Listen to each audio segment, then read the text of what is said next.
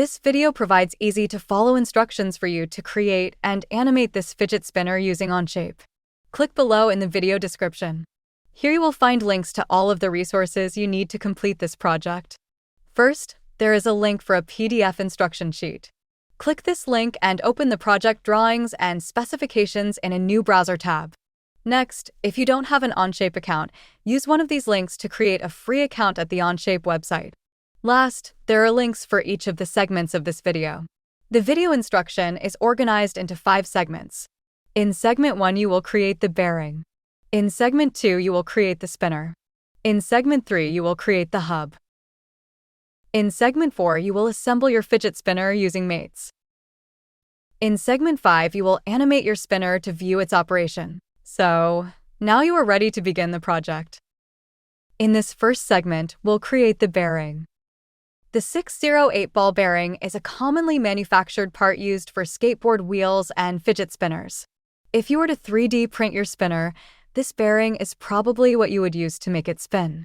For our model, we only need to create a simple placeholder part that has the same dimensions as the actual bearing to use in our assembly. Let's look at the engineering drawing of the bearing. First, there is an isometric view to help us visualize the part in 3D. There are also 2 orthographic views.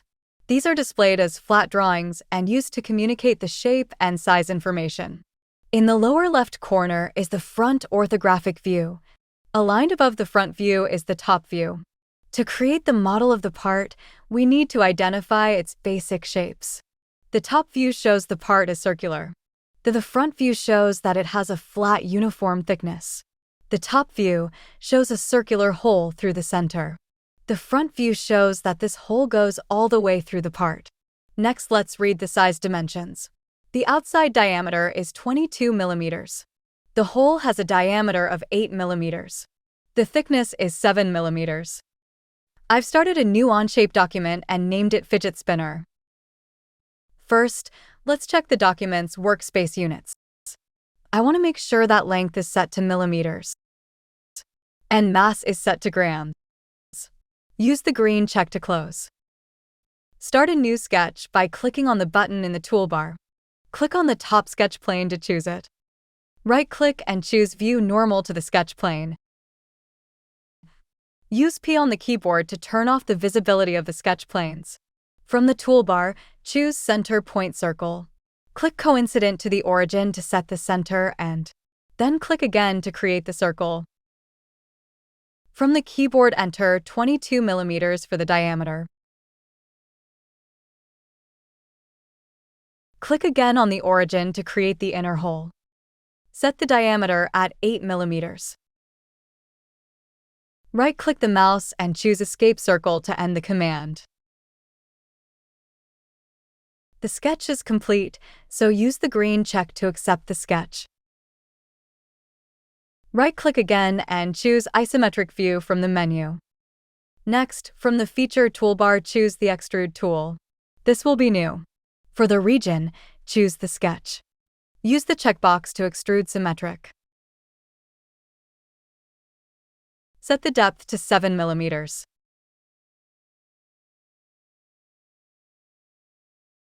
The part will be centered and extend equally above and below the top sketch plane. This looks correct, so use the green check to accept. We have now created the bearing. Looking in the feature list, you can see that Sketch 1 and Extrude 1 are listed. If you need to edit either feature, you can double-click to open it again and make changes.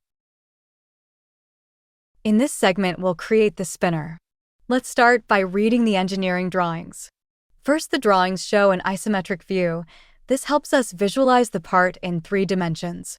2 orthographic views are also provided. In the lower left corner is a front view, and aligned above the front view is a top view. To help in making the model, we need to identify the shapes and features that make up the part. The spinner contains a number of circular features, all concentric to a common center point. At the center is a solid circular shape. Evenly spaced around the outside are 3 equally sized circles. At the center, there's a circular hole, and the front view shows that it extends through the part. There are 3 additional holes, each located at the center of each of the outside circles. and these holes extend through the part. The front view shows a uniform thickness with rounded outside edges. Next, let's read the dimensions. The central hub has a radius of 19 millimeters. This makes the diameter 38 millimeters. The three outer circles have the same diameter of 38 millimeters. The centers of all of the outside circles are coincident to the circle center with a diameter of 50 millimeters. This makes the center of the outside circles 25 millimeters from the center of the part, and evenly spaced around the center. The center hole and all of the outside holes have a diameter of 22 millimeters to fit the bearing. The part has a thickness of 7 millimeters, and the top and bottom outside edges are rounded with a 3.5 millimeter radius fillet. In this segment, we're going to create the spinner. I've opened my Onshape document named Fidget Spinner. I can see that this document already contains a part studio with the bearing. To create the spinner, we are going to need a new part studio. Click on the plus in the lower left corner and choose Create Part Studio. We have now created and opened a new empty part studio for our spinner. Start by clicking on the Sketch button on the toolbar. Click on the top sketch plane to choose it. Right-click and choose View Normal to the sketch plane. And use P on the keyboard to turn off the planes. I know from the drawings that the center has two circles, with the smaller one to fit the bearing. Choose Center Point Circle from the sketch tools and click on the origin for the center of the circle. Click again and then set the diameter to 22 millimeters. Next, again click on the origin for the center of the larger circle and click to create a circle outside the smaller one. Enter 38 for the diameter. Right-click and choose End Circle. To create one instance of my outer circles, I'm going to use a construction line to locate their center point. Click on the Line tool and then the Construction tool in the toolbar. Click on the origin to start the line and pull it vertical above the existing circles and double-click to end the line. Enter the length as 25 millimeters. We can now draw the outer circles using the end point of this line as the center. Click on the Center Point Circle tool and click on the end of the line. Click again to make the first circle. Click on the end point again for the center of the larger circle.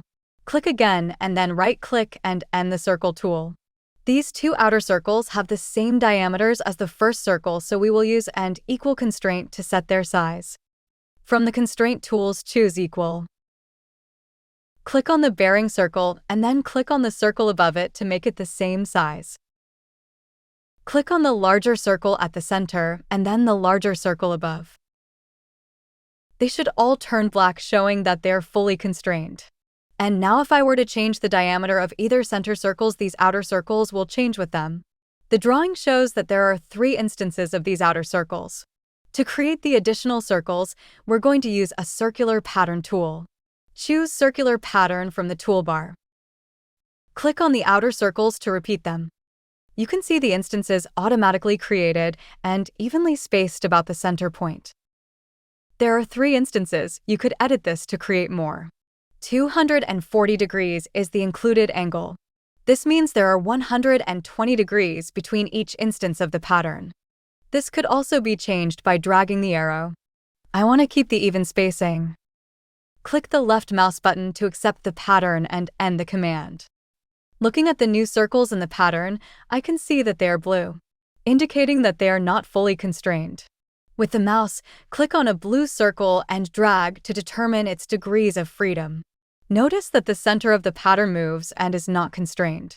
Choose Coincident from the constraint tools. Click on the pattern center and then the origin. All of the entities should now be black and fully constrained. The sketch is complete. Use the green check to accept. Right-click and choose Isometric View. Choose Extrude from the Feature toolbar. This will be a new part. Set the depth of the extrusion to 7 millimeters. Check the box for Symmetrical to extrude equally above and below the top plane. Click on the regions of the sketch that will be included in the spinner.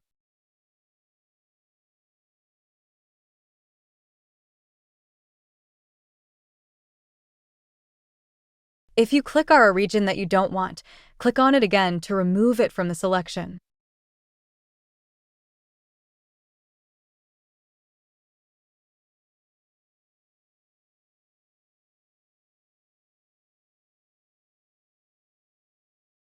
Use the green check to accept. Next, we're going to round over the top and bottom outside edges. Click on the Fillet tool in the toolbar. Set the radius to 3.5 millimeters.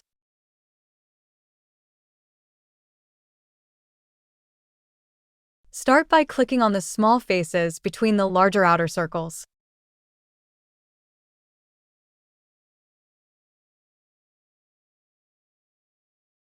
Next, click on the outside faces of the larger circles.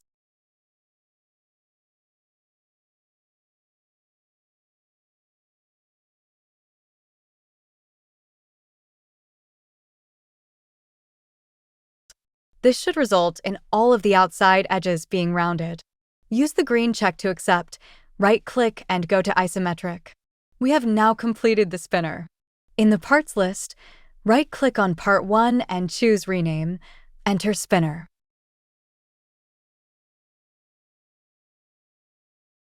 In the Part Studio tab, right-click and choose Rename the tab, enter Spinner. Also, we will change the appearance of the part. Right-click on the spinner in the parts list and choose Edit Appearance.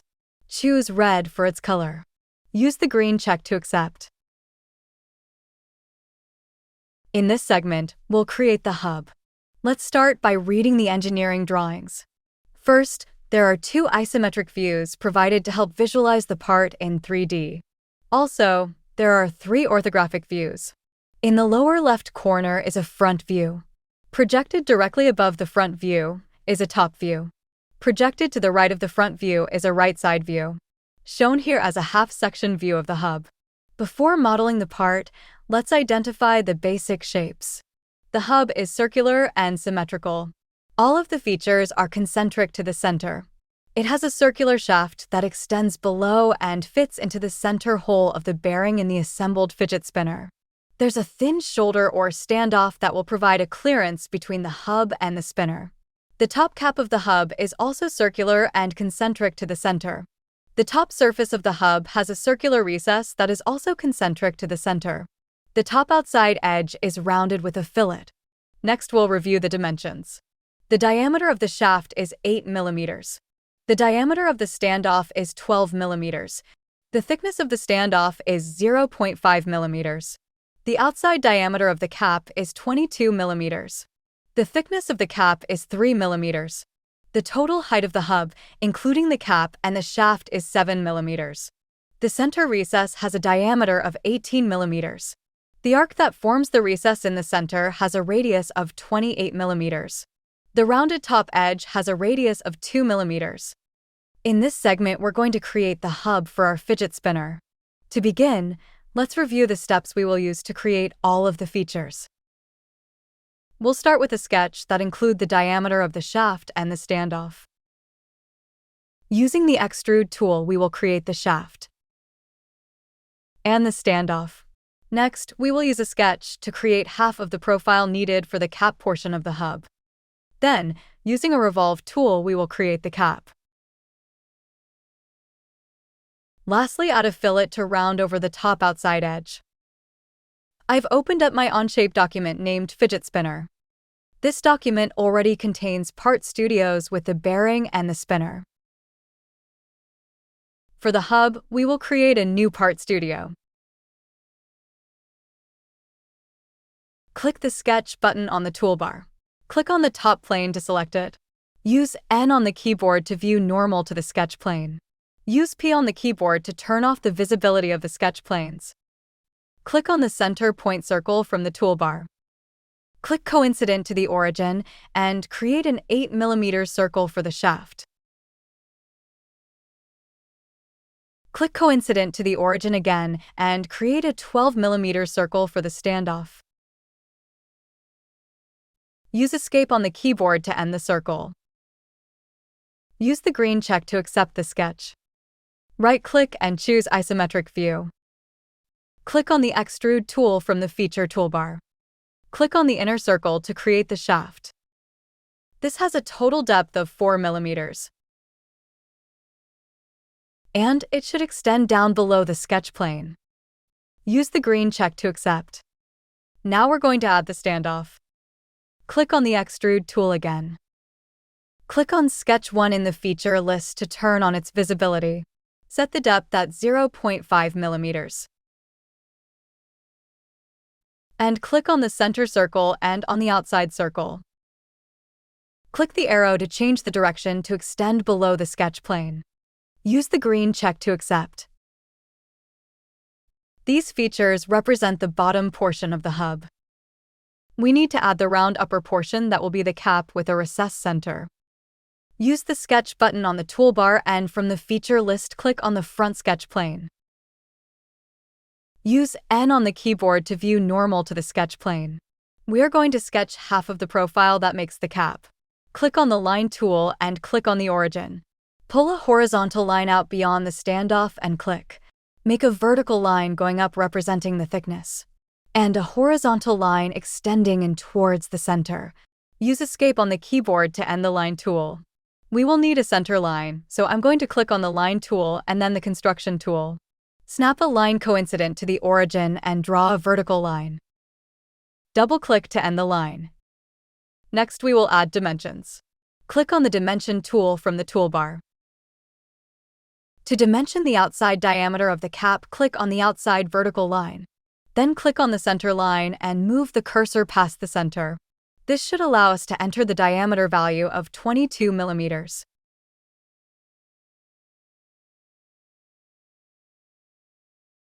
Dimension the height of the cap at 3 millimeters. Dimension the top line at 2 millimeters. The recess is formed by an arc projected across the center of the cap. To make the arc, we need to define both endpoints.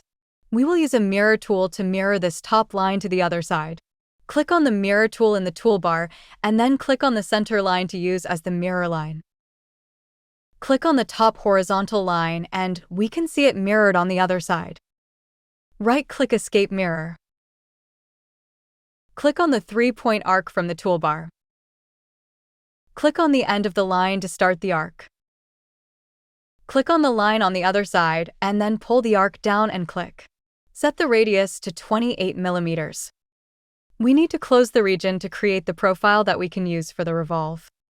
Click on the Line tool and click on the origin to start the line. Draw a vertical line and click coincident to the center of the arc. Use Escape to end the Line tool. The region should now be gray and all the lines should be black as they are fully constrained. And now we've created half of the cap and a profile that we can use to revolve the feature. Use the green check to accept the sketch. Right-click and choose Isometric View. Click on the Revolve tool in the Feature toolbar. We will add to our existing part. Use the region in the sketch. Click on the center line to use as the revolve axis. This revolves that profile around the center and adds the feature. Lastly, we're going to round the outside corner. Click on the Fillet tool in the Feature toolbar. Set the radius to 2 millimeters. Click on this top outside edge to create the fillet. Use the green check to accept. Lastly, we'll change a few properties for this part. In the parts list, right-click on Part 1 and choose Rename. Name it Hub. And we'll do the same down here for the Part Studio tab. I'm going to rename and also call this Hub. To change the color of the hub, right-click on the hub in the parts list, choose Edit Appearance. Choose Blue. Use the green check to close. This creates our final part, and we can now move on to assembling our fidget spinner. In this segment, we'll assemble the fidget spinner in Onshape using assembly mates. I've opened my Onshape document called Fidget Spinner. It contains all the project parts, each in their own part studio. The bearing, the spinner, and the hub. On the tab bar, I should have a blank Assembly Studio tab. Click on the tab to open the Assembly Studio. If you don't have an Assembly Studio, use the plus in the lower left corner and choose Create Assembly from the pop-up menu. Notice that the toolbar now starts with an Insert button for placing parts in the assembly window. The toolbar also contains a variety of tools for mating parts and controlling their movement. Start by clicking the Insert button. In the insertion box, you can see the parts available in our current document. Each Part Studio tab is listed. There is an expansion arrow to the left. If you click the arrow, it shows all of the parts available in that Part Studio. In our document, we have just one part in each Part Studio. Click on the bearing to insert it. It shows up in the assembly window, but notice its color is yellow. This indicates that I can now use the mouse to drag it to a preferred location. Then left-click the mouse to place the part in the assembly window. The yellow color turns off when it is placed. Use the green check to accept. With no mates applied, the bearing still has all its degrees of freedom.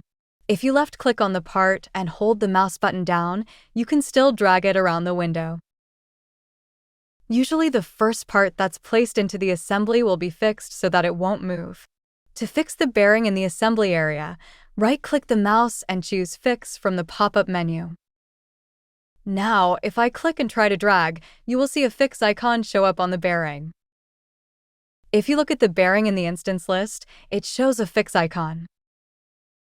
If you need to move the bearing now, you have to right-click on the part and choose Unfix from the menu. Usually there's only one part in your assembly that's fixed. This is considered to be the base part and is used as a stationary anchor, and other parts are mated to it. Next, notice that the only default geometry available in the assembly window is the origin. This represents the 0 point or center point of the assembly area. Usually when inserting the base part, we want to maintain the original alignment of part with the origin. To do this, let's start over and insert the bearing again. Click on the bearing to select it and use the Delete key on the keyboard. Click on the Insert button to insert it again. Click on the bearing to insert it. Now, without dragging the bearing around in the assembly window, use the green check to accept. Right-click on the part and choose Fix without moving it. Notice the orientation of the bearing to the origin is the same as it was in its part studio. It's centered on the origin. We have aligned our base part with the origin and fixed it in assembly window. Next, we will insert the spinner into the assembly and mate it to the bearing. Click the Insert button on the assembly toolbar. Click on the spinner and then choose the green check to accept. It looks like the spinner has been placed where we want it, but there is no mate applied. So it is still free to move. Use the mouse to drag the spinner, and it still has all degrees of freedom. In order to fix the spinner to the bearing, we need to apply a mate. But in this case, we also want the spinner to be able to rotate. We can accomplish this by using a revolute mate. Click on Revolute Mate from the assembly toolbar. Next, I have to choose 2 mate connectors to align the parts. If you hover your mouse over the bearing hole in the spinner, you'll notice that a variety of mate connectors will light up. This means they are available to choose. I want to choose the connector that is centered on the top of the spinner bearing hole. Click to choose it. Notice in the Mate dialog box, the selection has been added. Next, hover the mouse over the bearing and look for the mate connector centered on the top of the bearing. When it lights up, click the mouse to select it. The 2 mate connectors will snap together. At the bottom of the dialog box are some tools to help troubleshoot the assembly. The arrow will reverse the Z-axis orientation of the mate. The circle will rotate the X-axis and turn the part about the center. The play arrow will preview how the parts will move with this mate applied. The solve button will reapply other mates to solve any conflict with previously applied mates. This mate looks correct, so use the green check to apply. Next, we will insert the hubs. The assembly will require 2 of these parts. Click on the Insert button from the toolbar. Click on the hub and place it in the assembly window. Click on the hub again and place a second hub in the assembly window. Use the green check to accept. When the hub is mated to the bearing, it will not need to move, so we will use a Fasten mate. Click on the Fasten mate in the toolbar. First, hover on the top surface of the bearing and click to choose the mate connector centered on the hole. Next, go to the hub, rotate as needed to locate the mate connector where the shaft meets the standoff. Click to choose and the parts snap together. To accept, use the green check in the floating toolbox. Using the floating toolbox keeps the mate tool active and we can apply another Fasten mate. Turn the part to view the bottom of the bearing. Hover on the bearing to light up the mate connector at the center of the hole. Click to choose it. On the second hub, hover to find the mate connector where the shaft meets the standoff. Click to choose the mate connector. The parts snap together, but the orientation of the hub is wrong. Use the arrow tool on the bottom of the dialog box to flip its primary axis. This looks correct. Click the green check on the dialog box to accept. Right-click and choose Isometric View from the menu. Last, we need to insert 3 additional bearings and mate them to the holes in the spinner. Click on the Insert button. Place 3 bearings into the assembly window. Click on the Fasten mate from the toolbar. Use the top center mate connectors on the spinner and each bearing to mate them to the spinner.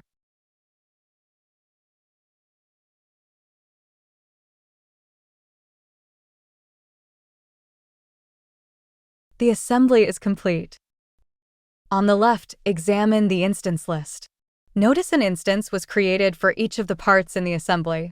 Below, all of the mate connectors are listed in the order they were created. From the list, any of the parts or mate can be opened for editing. If you want to examine the assembly, we can use a section view to look inside. Click on the Camera and Render option menu, and at the bottom choose Section View. Click on the hole in one of the bearings to set a vertical cutting plane. Drag the arrow to move the cutting plane and view a cut section of the assembly. We can see that the parts have assembled correctly without interference. Use the red X to close the section view. Now that the fidget spinner assembly is complete, we can view its operation by applying animation. Look in the mate feature list and locate the revolute mate. This is the mate connecting the spinner to the bearing. We will animate this mate to see the device spin. Right-click on the revolute mate. From the menu, choose Animate. In the dialog box, note the default settings for the animation. Start value is 0 degrees. End value is 360 degrees. Steps will determine the speed of the rotation, a larger number of steps going slower and smaller number increasing the speed. For the playback, we have 3 options. A single loop. Reciprocate. Loop. Choose single. Click the play button and it rotates a single rotation. Click on the direction button and it will reverse the direction. Let's choose loop. Click play. It will continue until we use the stop button. Change the steps from 300 to 100. Click play. Notice that you can zoom and rotate the assembly during animation. Right-click and choose Make Transparent to examine the relationships of the parts during rotation. Stop the animation. Congratulations on completing your fidget spinner using Onshape. If you enjoyed this project, look for more at cadvideotutor.com.